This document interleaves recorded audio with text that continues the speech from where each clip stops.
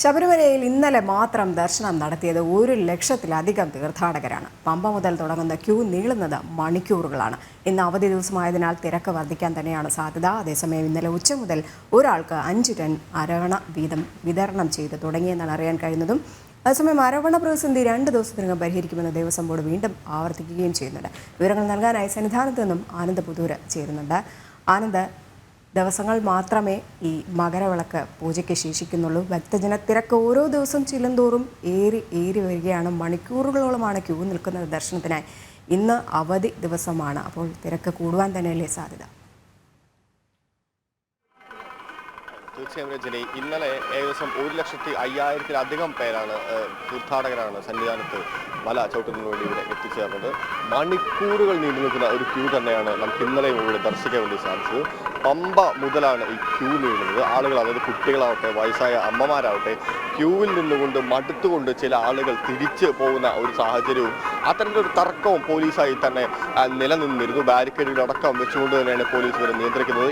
ഈ ഒരു വിഷയവുമായി ബന്ധപ്പെട്ട്, അതായത് ഈ ബാരിക്കേഡുമായി ബന്ധപ്പെട്ട് ഭക്തരും തീർത്ഥാടകരും പോലീസും തമ്മിലുള്ള ഒരു തർക്കവും ഇന്നലെ ഉണ്ടായിരുന്നു.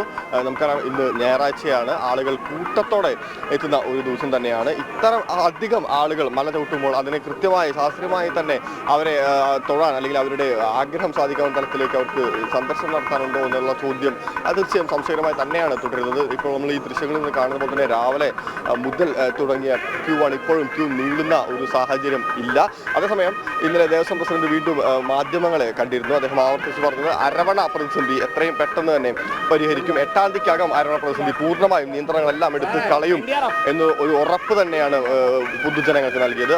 കാരണം ഈ അരവണ ടിന്നിന്റെ കരാറുമായി ബന്ധപ്പെട്ട് അതിലൊരു കരാർ കമ്പനിക്കാരൻ ഭാഗത്ത് നിന്ന് സംഭവിച്ച വീഴ്ചയാണ് ഇത്തരത്തിൽ പ്രതിസന്ധി ഉണ്ടാവാൻ വേണ്ടി കാരണം എന്ന് അദ്ദേഹം അറിയിച്ചിരുന്നു. പുതിയ ടെൻഡറുകൾ നൽകിയിട്ടുണ്ട്. ആ ടെൻഡറുകളുടെ അടിസ്ഥാനത്തിൽ തീർച്ചയായും 2 ദിവസത്തിനകം തന്നെ ഈ പ്രതിസന്ധികളെല്ലാം പരിഹരിച്ചുകൊണ്ട് ഇഷ്ടാനുസരണം ആളുകൾക്ക് അരവണ ലഭിക്കുന്ന ഒരു സാഹചര്യം ഉണ്ടാക്കുമെന്നാണ് അറിയിച്ചത്. അത് മാത്രമല്ല, 14-ാം തീയതി 15-ാം തീയതിയാണ് മകരവിളക്ക് വരുന്നത്.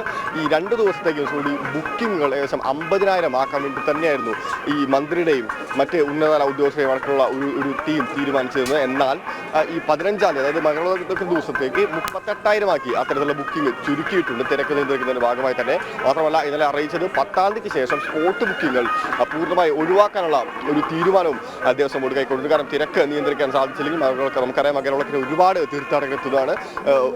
സൂചിപ്പിക്കുന്ന മറ്റൊരു കാര്യം, ഇവിടെ എത്തിച്ചേർന്ന തീർത്ഥാടകർ, പ്രത്യേകിച്ച് അന്യസംസ്ഥാന തീർത്ഥാടകർ അടക്കമുള്ള ആളുകൾ ഇവിടെ തന്നെ തുടരുന്ന ഒരു സ്ഥിതിയുമുണ്ട് മകരവിളക്ക് കഴിയുന്നവരെ. അപ്പോൾ അത്തരത്തിൽ സന്നിധാനം തിരക്കുകൊണ്ട് നിറയുന്ന ഒരു സാഹചര്യം തന്നെയാണുള്ളത്. മകരവിളക്കിന് ഇനി ഏതാനും ദിവസങ്ങൾ മാത്രമുള്ളൂ. അപ്പോൾ ആളുകളുടെ തിരക്ക് വർദ്ധിച്ചു വരുന്നു. നമുക്കറിയാം, മകരവിളക്ക് നട തുറന്നിട്ട് എല്ലാ ദിവസവും ഏകദേശം 90,000-ലധികം തീർത്ഥാടകർ തന്നെയാണ് മല ചവിട്ടുന്നത്. ഔദ്യോഗികമായിട്ടുള്ള കണക്കുകളാണ്. പക്ഷേ ഈ സ്പോട്ട് ബുക്കിങ്ങുകളോ മറ്റ് ഓൺലൈൻ ബുക്കിങ്ങുകളോ ഒന്നും ചെയ്യാൻ തന്നെ ഏകദേശം 15,000-ലധികം ആളുകൾ ദിവസം വരുന്നുണ്ടെന്നാണ് ദേവസ്വം ബോർഡും അറിയിക്കുന്നത്. ആ തലത്തിൽ ആളുകൾ, മാളികപ്പുറങ്ങൾ, കുഞ്ഞു മാളികപ്പുറങ്ങളും വലിയ അമ്മമാരും വയസ്സായ ആളുകൾ എല്ലാവരും മണിക്കൂറോളം ക്യൂ നിന്നുകൊണ്ട് തന്നെയാണ് ഇവിടെ ദർശനം നടത്തുന്നത്. രചന, ശരി, സംസ്ഥാനത്തെ തിരക്ക് വർദ്ധിക്കുക തന്നെയാണ് ചെയ്യുന്നത്. ദർശനത്തിനായി മണിക്കൂറുകളാണ് ഭക്തർ ക്യൂ നിൽക്കുന്നത്.